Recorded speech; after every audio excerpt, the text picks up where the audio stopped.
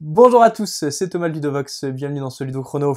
Aujourd'hui, je vais vous parler de Petits meurtres et faits divers. Petits meurtres et faits divers, c'est un jeu pour 4 à 7 joueurs qui se joue à partir de 13 ans et pour des parties d'environ 45 minutes. Donc Petits meurtres et faits divers, c'est un jeu d'ambiance dans lequel on va essayer de résoudre des crimes ou des faits divers. Il y aura à chaque fois un inspecteur qui va devoir trouver un coupable. Les autres joueurs joueront des suspects qui vont raconter des histoires à l'inspecteur et qui vont essayer de le perdre de façon à ce qu'il ne trouve pas le dit coupable. Alors on va avoir une succession de manches. À chaque manche, il y a un joueur qui sera l'inspecteur, qui recevra le livret inspecteur, un joueur qui jouera le greffier, qui sera un petit peu l'arbitre de la manche, et tous les autres joueurs qui seront des suspects. Les suspects vont recevoir chacun un livret agenda, sachant que ces livrets agenda sont tous les mêmes, sauf un, qui sera à chaque fois le livret du tueur, puisque à chaque fois il y aura des petites taches de sang pour indiquer le livret du coupable. Donc on mélange les livrets pour ne pas savoir évidemment qui a reçu le livret du coupable. Le greffier va alors choisir une histoire dans son livret, par exemple il va prendre le mercredi 6 juin, et l'histoire ici c'est que le roi a été précipité du haut de la citadelle et il meurt écrasé sur le toit de la caserne. Tous les autres joueurs vont alors ouvrir leur livret à la page correspondante.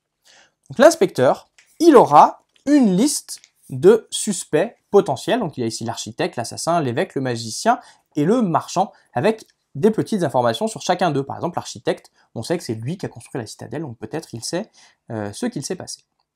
Donc l'inspecteur va faire un appel pour savoir quels sont les personnages qui sont présents. Donc ici par exemple, ce joueur-là sait qu'il est l'assassin. Il va y avoir ensuite deux phases d'interrogatoire. Donc l'inspecteur va à chaque phase interroger chacun des suspects dans l'ordre de son choix. Quand il interroge un suspect, le suspect va avoir un certain temps pour raconter une histoire qui explique pourquoi ce n'est pas lui. Mais pendant qu'il raconte son histoire, il va devoir obligatoirement placer 3 mots dans le récit qu'il va conter. Par exemple, moi je suis l'assassin et je peux dire, bah non écoutez, ça ne peut pas être moi, le roi a été poussé, c'est pas du tout mon mode opératoire, moi j'utilise systématiquement une arme, je fais pas des choses comme ça qui ressemblent à des accidents. En plus, j'étais en train de parler au gardien à ce moment-là, donc ça peut vraiment pas être moi. Donc j'ai un certain temps pour raconter cette histoire et absolument placer les 3 mots qui sont là, sachant que c'est le greffier qui connaît tous les mots que les joueurs doivent placer, qui me dira si à la fin je les ai bien placés ou non. Si jamais ce n'est pas le cas, il faudra que je continue à parler et peut-être que l'inspecteur arrivera à deviner les mots que je cherchais à placer. Alors pourquoi ces mots sont importants? Eh bien tout simplement parce que tous les innocents ont les mêmes mots à placer à chaque interrogatoire. Le coupable, lui, a 3 mots qui sont différents.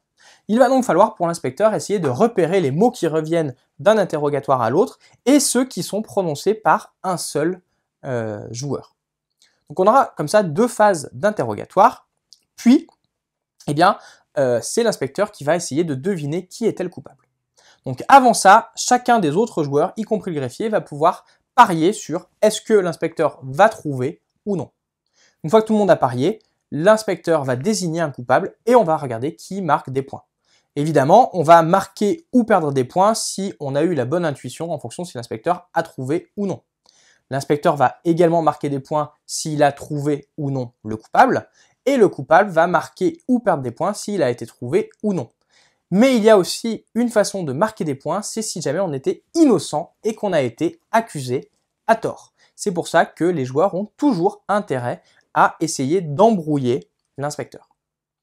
Petits meurtres et faits divers, c'est donc un jeu dans lequel il va falloir raconter des histoires, faire preuve d'inventivité, placer les mots qui sont dans notre livret et aussi essayer d'attraper les mots éventuellement du coupable pour les insérer dans notre récit et perdre l'inspecteur au maximum de façon à avoir une chance d'être accusé à tort. Voilà, vous savez presque tout sur Petits meurtres et faits divers. Maintenant, à vous de jouer!